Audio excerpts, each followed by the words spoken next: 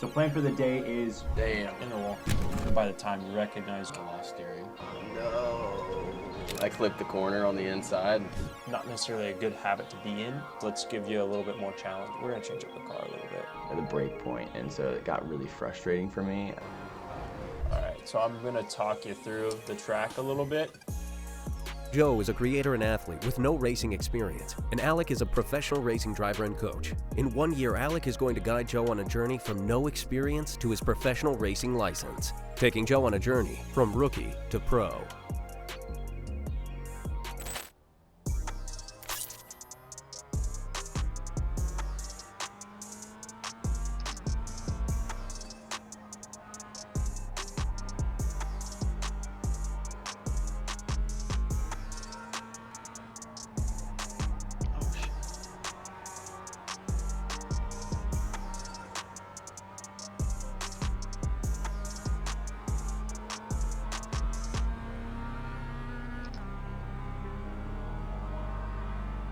Essentially what I'm noticing right now is that I'm getting better at breaking into the steer.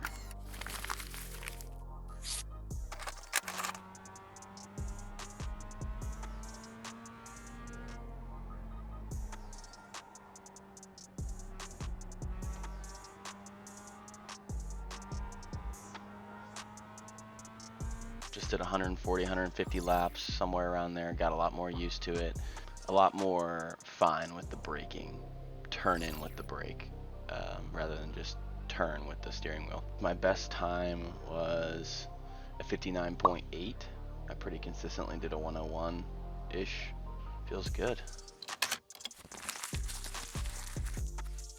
So we're back at Lime Rock Park here with Joe on the sim. So plan for the day is get you back on track with the sim, see what progress you've made, and then we're gonna introduce another track. Let's do this.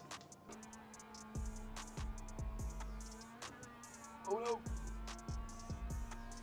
Off track. Damn. In the wall. That's a wall. You just, Locked up.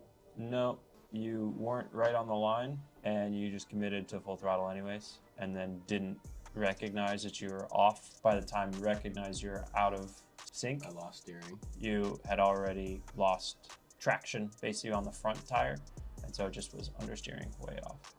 That's one of the more difficult things to sense on a sim is understeer. With that, you're on the throttle, like going along those lines, you're on like full throttle before you even made the turn at this point. And so that's gonna make it really difficult for the car to turn at the corner. You see how you've got like almost 80% throttle and your brake on all the way at the same time? Yeah. That's not necessarily a good habit to be in to begin with, is being on brake and gas at the same time. Like we don't want to do that in the kart either. And so you want to clean that transition up and make sure that when you're off, when you're going to brake, you're completely off the throttle. Should I change to left to just right foot? I think it's whatever's more comfortable for you. So you could try. It's good to be able to do both essentially when you're driving, because there's instances where like in endurance racing, it's better to have right foot braking because then you have none of this crossover. That's what it's called. So like when you're on the brake and the gas at the same time, we call that crossover. You're doing both at the same time.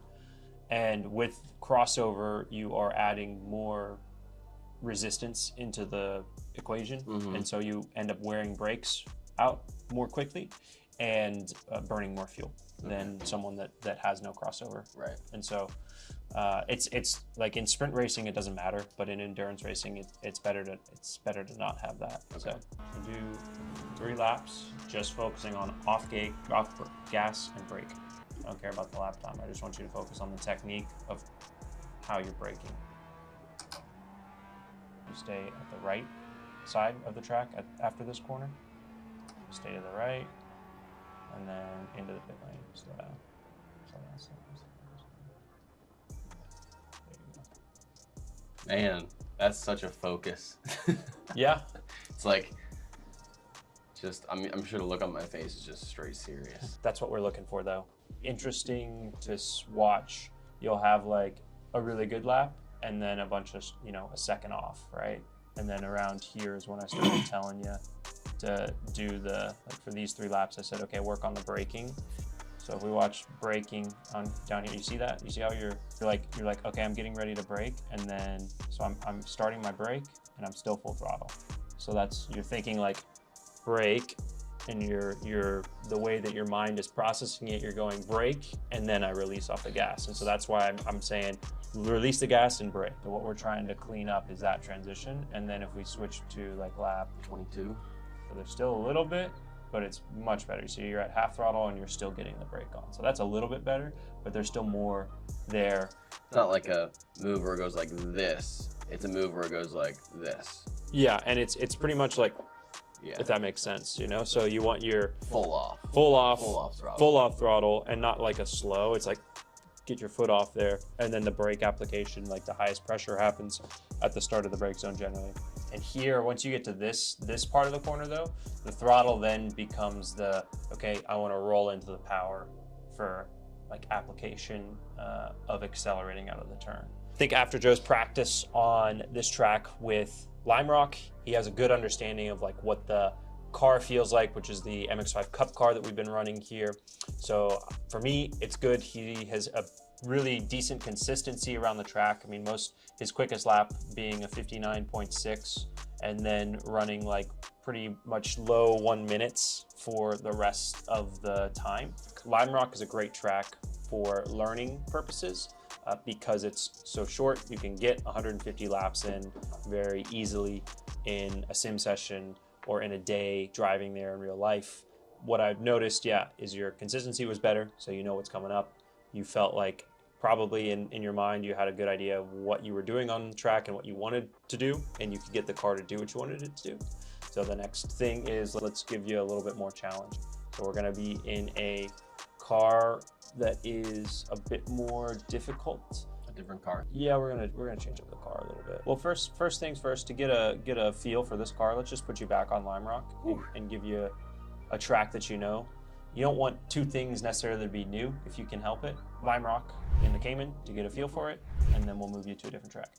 I think some of the best students that I have in racing are very open to critique and open to essentially in a growth mindset where they know that they need help and they're searching for an expert coach in something that they're not good at. And so, what we're always doing on the racetrack is critiquing and kind of honing down and polishing the driving skill of that person. So that's like the most important thing, is just being open to growth process of driving.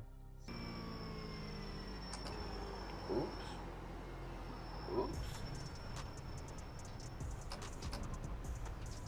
So whenever you see yellow lights on here, that means that they're lockup lights. Oh, so the That brakes means have locked? the ABS is activated and you're not going to be able to steer as well when the ABS is on. Okay. And then the purple lights are for the traction control.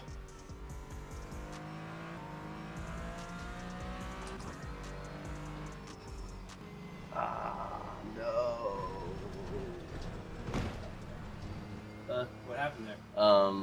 I clipped the corner on the inside and took it too early. And then I was also distracted by the green over me, which is just So what was different with that? faster by what? Like 5 seconds. Yeah. But did you see how easy it was relatively to jump in and drive the car? Oh yeah. A bit more forgiving, yeah. Yeah, at least a little bit. So that's the point of like starting with something that's harder to drive, shifting to something that's a little bit easier. Makes it so that when you go to the thing that's, say, easier to drive but faster, it's like not so shocking. We're at Mid-Ohio Sports Car Course now. This track is up in Ohio, Lexington, Ohio. Track I quite enjoy. I think it's a driver's track, meaning that there's a lot of rhythm and flow to it. And there's quite a bit of elevation change. It's a little tricky circuit. So what we'll do is put Joe in that Cayman that he was just driving and get him going around Mid-Ohio. So stay in this side of pit, yeah? Yes. All the way to the blue cone. And then the next turn is a right-hand turn. So all of our focus here, we're learning a new track for the first time. So the goal is to understand what turn's coming next. That's all we need to do. Get like 10 laps in, try and memorize the circuit and what's coming next, and stay on track. No worry about time or anything else. Just This is a pretty, yeah. Oh no, took it too quick. spin.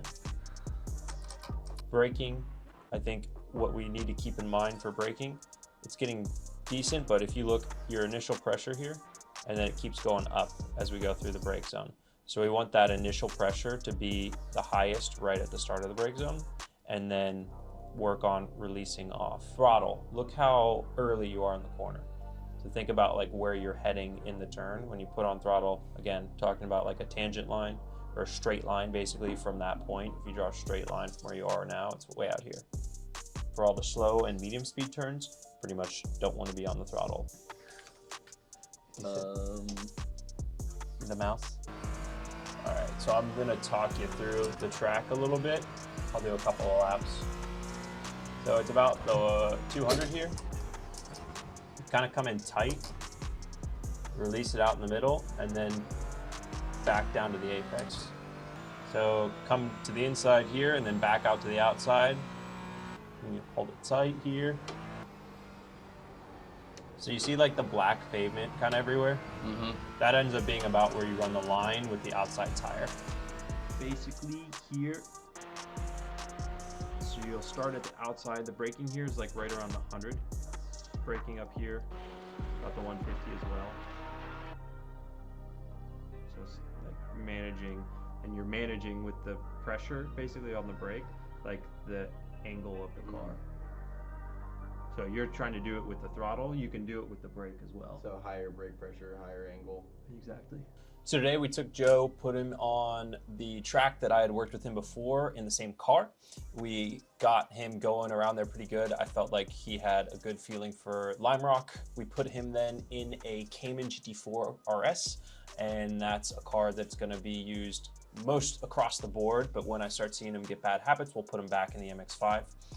So we took him in that Cayman over to Mid-Ohio, a more technical track than Lime Rock, and got him going around the track. He did another, say, 25 laps at Mid-Ohio and got to about 1.5 seconds off of the time that I can run there in the Cayman. So I think we are making good progress with Joe's understanding of how to drive around a racetrack and are basically getting more confident and comfortable on the sim. Joe, what are your thoughts? My thoughts are that dialing in the off throttle onto brake, specifically in this last run, I decided to test out just doing 1 foot. Oh yeah. Which actually was better. Okay. Sure. and more comfortable for me to do. So right foot braking. So just right foot braking. And the Cayman was really nice to drive too. Sure. You know, it was like a little more forgiving, and specifically going into Mid-Ohio, that first, I guess, is it a hairpin? Mm-hmm. You know, you're in a much higher gear, so getting the gear shift down in those corners too.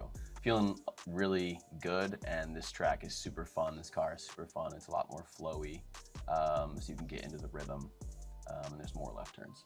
Yeah, for sure. So nice, good work. We'll keep building from here. Cool. All right, so what are we doing next? Next thing is getting back out to the track and the go-kart, and you keep working on the sim. Cool. All right. Sounds good. Appreciate it. On the next episode of Rookie to Pro. There's the dedication and the focus, being able to concentrate intently on the task at hand. If you look through this video, you'll see that there's a couple times where I got frustrated.